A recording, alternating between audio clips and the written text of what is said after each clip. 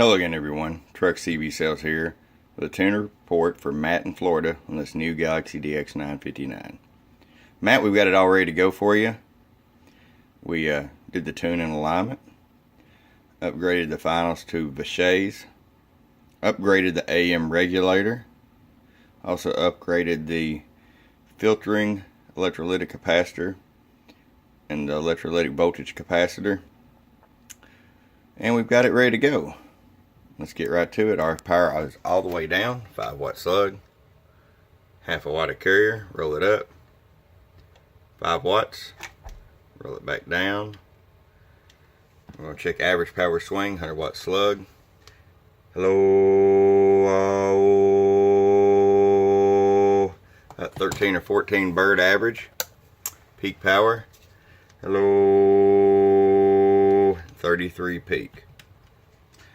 Alright, Matt, it's ready to come to the Sunshine State. I hope you enjoy it from your friend Truck at truckcbsales.com. Bump bump.